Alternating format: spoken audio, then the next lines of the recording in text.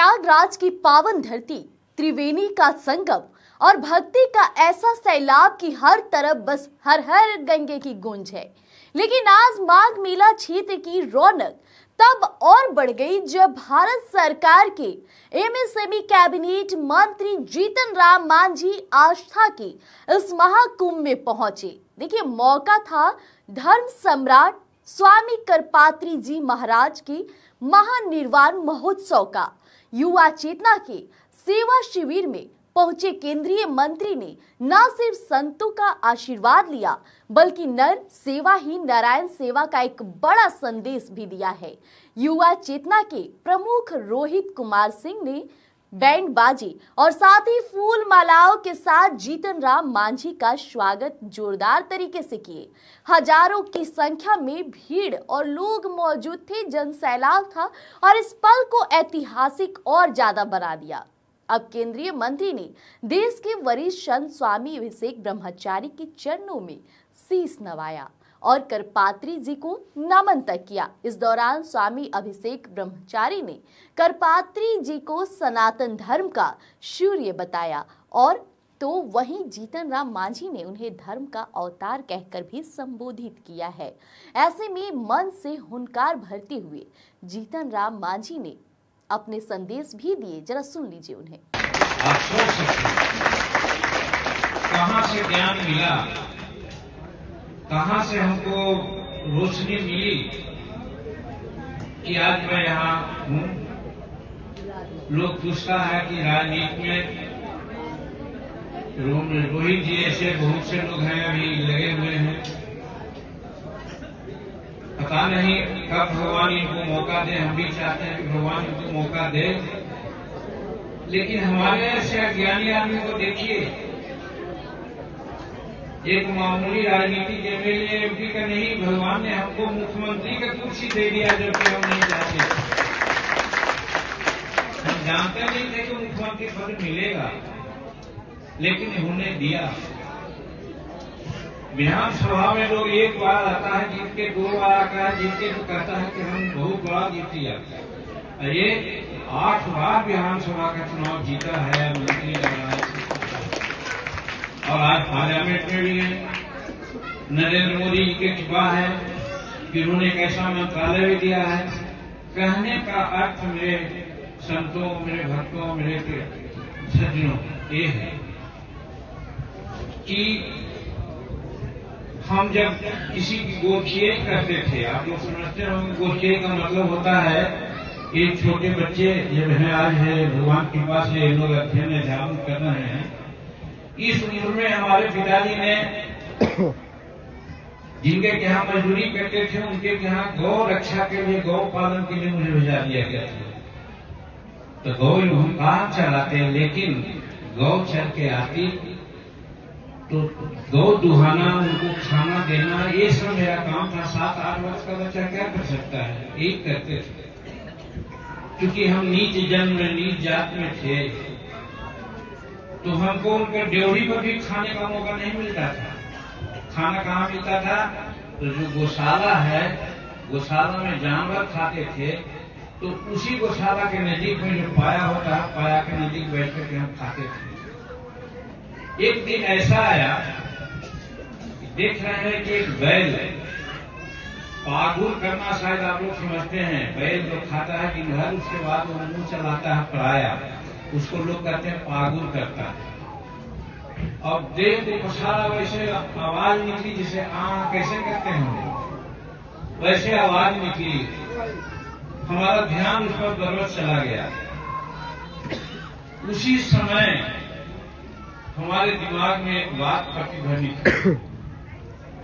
बचपन में रामलीलाएं हुआ करती थी अगर गांव में, अब तो बहुत कम गांव में अब की रामलीला, लेकिन हम कह रहे हैं ये 60 के पहले की बात है। तो रामलीला देखने के लिए हम भाग करके रुक करके भी चले जाते थे। एक पंक्ति वहां पर सुनी थी हमने कि बड़ी भाग मानुष तन पावा। आज भी सुनते हैं कि कितना जीवनी के बाद मनुष्य का तन मिलता है। तो हमको उस समय देखा भगवान ने ही इशारा किया होगा।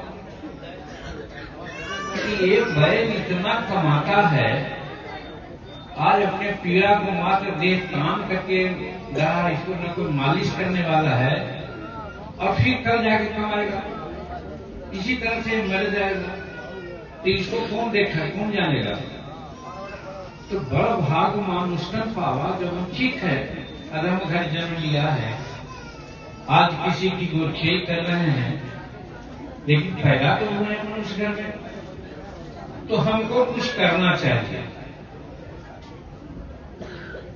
मेरे विद्वान जनों, मेरे दिमाग में वही बात आई, हमको कुछ करना चाहिए, और इसी समय से हमने ठान लिया कि हम कुछ करेंगे।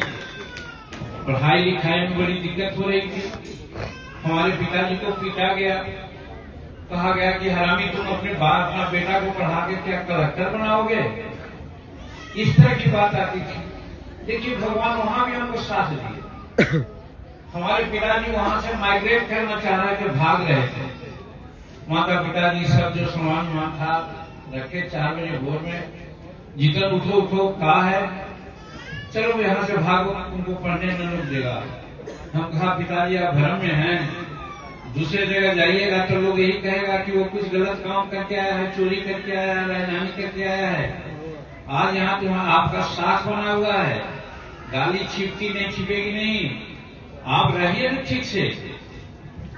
हम संकल्प लिया है, हम जानते हैं कि बड़ी भाग मानुष्टन पावा, हम जरूर करेंगे, हम पढ़ेंगे, जो व्यवस्था है उसी में पढ़ेंगे। बहुत इलाज होगा, हमारा बायोडाटा आ रहा है, उसमें हमने लिखा है एक आदमी ने, उसी से आगे बढ़ते गए। और जब मैट्रिक पास किसी तरह से किया, कॉलेज में पढ़ाई हुई, तो सब लोग कहता था जिसको हमने ट्यूशन दिया वो गजेटेड अफसर हो गया, जिसको पढ़ाया वो प्रोफेसर हो गया। लेकिन हम कहा कि हमको नौकरी नहीं करनी है, हमारा घर है, हमारे माता पिता की मजदूरी करते हैं, उनकी मजदूरी हम छुड़वाएंगे, और हमारा छोटा भाई है उसको हम सरकारी नौकरी चाहे कोई नौकरी दिलाएंगे, और जैसे ही वो नौकरी करके अपने घर को देखने लगेगा वैसे हम राजनीति में जाएंगे। देखिए भगवान की यहाँ पर भी कृपा है हम पर, जबकि मैं पूजा पाठ नहीं करता हूँ, यही बात सच है। लेकिन भगवान को मैं मानता हूँ, बिना भगवान को सारा का कुछ नहीं हो सकता। हम चाहते थे कि मेरा भाई एक क्लास 4 अफसर कर्मचारी बने, कि हमारे माता पिताजी को कम से कम खिलाए। जानते हैं मेरा भाई सब इंस्पेक्टर पुलिस हो गया 76-77 में। हमको लगा कि भगवान का एकदम आशीर्वाद है। जैसे ही वो सब इंस्पेक्टर पुलिस हुआ, हम कहने लगे कि अब मैं राजनीति में जाऊंगा, बरो शंभु नहीं तो रहो कुमारी, यही मेरा दृढ़ संकल्प हुआ उस समय। और जब 1980 में राजनीति में पदार्पण करने की बात हुई, सब लोगों ने कहा कि भीमा बोला गया है, नौकरी कर रहा है, सरकारी नौकरी कर रहा है, रिजाइन करेगा, ये मर जाएगा, अपने आप में मर जाएगा। उन्होंने साफ कहा कि उनकी सरकार और वे खुद गरीबों के समग्र विकास के लिए पूरी तरह समर्पित है। उन्होंने युवा चेतना के राष्ट्रीय संयोजक रोहित कुमार सिंह के सेवा कार्यों की जमकर सराहना भी की। लोग मौजूद वहां सबके चेहरे पर खुशी, और वही युवा चेतना के रोहित कुमार सिंह ने अपने इरादे साफ कर दिए। उन्होंने कहा हो रहा था, भारत में हटारी के वंशस्थलों का विभाजन हो रहा था, भारत को धर्म के आधार पर बांटा जा रहा था, कोई भारत का प्रथम प्रधानमंत्री बनने के गौरव से अभिभूत हो रहा था, तो कोई पाकिस्तान का निजाम और सदर बनने के लिए व्याकुल हो रहा था। उस समय एक संत, एक महापुरुष धर्म दंड लिए हुए लॉर्ड माउंटबेटन के बंगले के बाहर अखंड भारत के स्वप्न को साकार करने का दृष्टा बनने का प्रयास कर रहा था। उस महामनीषी का नाम कोई और नहीं, धर्म सम्राट स्वामी कृपात्री जी महाराज थे। देश आजाद हुआ, भारत और चाइना में युद्ध हुआ, भारत की स्थिति कमजोर हो रही थी, देश भारी संकट में था। उस समय माता बंगलामुखी के दरबार में बैठ के धर्म सम्राट करपात्री जी महाराज ने जब महाअनुष्ठान किया तो भारत की स्थिति सम्मानजनक परिस्थिति में आकर के उभरी। जब स्वर्गीय इंदिरा गांधी देश की प्रधानमंत्री बनी और प्रधानमंत्री बनने के पहले स्वामी करपात्री जी महाराज के दरबार में गई, करपात्री जी ने कहा अवसर मिलेगा तो देश में गौ संरक्षण के लिए कानून बना देना। इंदिरा जी ने कहा बना दूंगी। स्वामी करपात्री जी महाराज ने कुछ महीनों इंतजार किया, इंदिरा प्रधानमंत्री बनी। करपात्री जी के संदेश के अवहेलना का प्रयास इंदिरा गांधी जी ने किया। 7 नवंबर 1966 को गोपाष्टमी के पावन पवित्र अवसर पर पूज्य स्वामी करपात्री जी महाराज के नेतृत्व में उस समय के सभी तत्कालीन शंकराचार्यों की गरिमामयी उपस्थिति में अटल बिहारी वाजपेयी जैसे वरिष्ठ नेता के मौजूदगी में उस समय का पूरा विश्व हिंदू परिषद, राष्ट्रीय स्वयंसेवक संघ, बजरंग दल और जनसंघ के सभी वरिष्ठ नेताओं के साथ सनातन धर्म में आस्था, विश्वास, निष्ठा रखने वाले सभी सनातन धर्मावलंबियों के साथ, देशी गौवंश के साथ, देश के विभिन्न प्रदेशों से आए गौ माता के संरक्षण के समर्थन में खड़े रहने वाले लोगों के साथ पूज्य करपात्री जी जंतर मंतर से संसद की ओर बढ़ रहे थे। इंदिरा गांधी का आदेश आया। गुलजारी लाल नंदा उस समय देश के तत्कालीन गृह मंत्री थे। गुलजारी लाल नंदा ने इंदिरा गांधी के आदेश पर निहत्थे संतों का नरसंहार देश की राजधानी दिल्ली में कराया, गोपाष्टमी के दिन कराया। करपात्री जी के आंखों में लोहे का सरिया डलवा दिया और करपात्री जी को तिहाड़ जेल में बंद कर दिया। हजारों की संख्या में सनातनी मारे गए, गौ माता की हत्या हुई, धार्मिक लोगों का हत्या करवाया गया और किसी की अंत्येष्टि नहीं हो पाई। इंदिरा गांधी के तानाशाही रवैये के कारण किरासन तेल छिड़क कर सभी संतों, महात्माओं, गौ भक्तों और भारत की पवित्र धरती पर देसी गैया माता का माचिस बार के अंत्येष्टि निगम बोध घाट पे इंदिरा गांधी के संरक्षण में करा दिया। फूटी हुई आंख लेकर करपात्री जी तिहाड़ जेल में बंद थे, हाथ में गंगा जल लिया। ये मैंने कहीं पढ़ा नहीं है, किंवदंती कथा भी नहीं है, लोगों के मुंह से सुना है और वही बात आपके समक्ष गंभीरता और जिम्मेवारी और जवाबदेही के साथ बोल रहा हूं। करपात्री जी ने गोपाष्टमी के पवित्र अवसर पर शाम में जेल में कहा, मेरी आंख फोड़ दी, मैं क्षमा करता हूं। भारत भूमि पर सनातनियों का नरसंहार कराया, प्रकृति क्षमा कर देगी, लेकिन गोपाष्टमी के पवित्र पावन अवसर पर भारत की पवित्र धरा पर देसी गैया का हत्या ना प्रकृति माफ करेगी, ना प्रवृत्ति माफ करेगी और ना कोई आकृति माफ करेगी। पाप तो भोगना पड़ेगा। इंदिरा गांधी के लड़ुआ बेटा संजय गांधी जी का दुखद निधन, हम उसको दुखद मानते हैं। आकस्मिक मृत्यु हेलीकॉप्टर क्रैश में हो गई, वो अष्टमी तिथि थी। देश के प्रधानमंत्री के पद पर रहते हुए इंदिरा गांधी जी की हत्या गोपाष्टमी के दिन हुई और एक बहुत बड़ी दुखद घटना उस परिवार में हुई। राजीव गांधी जी की भी हत्या, एसेसिनेशन अष्टमी तिथि को मद्रास में हो गया। ये करपात्री जी के कोप का परिणाम था, ये करपात्री जी के त्याग और तपस्या का परिणाम था। 1982 में जब करपात्री जी चले गए, यहाँ माघ मेला लगा था, काशी में करपात्री जी महाराज का देहावसान हुआ, वो ब्रह्मलीन हुए, पूरा का पूरा माघ साग हो गया। साग समझते हैं, पुलुर पुलुर, सब शांत हो गया। पूरा माघ सनातन के बाघ को विदाई देने काशी चला गया और बीबीसी ने कहा धर्म सम्राट स्वामी करपात्री जी महाराज नहीं रहे, रामराज्य परिषद के संस्थापक करपात्री जी नहीं रहे।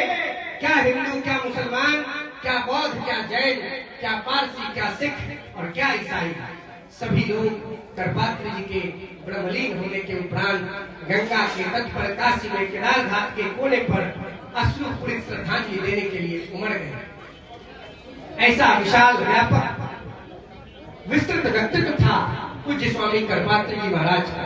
प्रखर संत, प्रखर तपस्वी, प्रखर लेखक, प्रखर विचारक, प्रखर समालोचक, प्रखर विश्लेषक, प्रखर नेतृत्वकर्ता। 1982 के बाद लंबे समय तक इस देश में कांग्रेस पार्टी की सरकारें रही। कांग्रेस पार्टी के लोगों ने पूज्य कृपात्री जी के सपनों का भारत साकार न हो, इसका हर संभव प्रयास किया।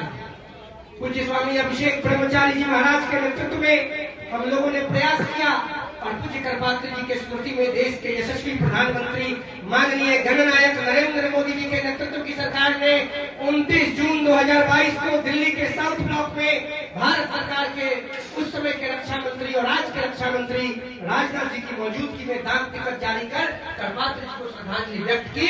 ये तब हुआ जब बनारस के सांसद मोदी जी हुए और मोदी जी देश के प्रधानमंत्री के पद पर आसीन थे।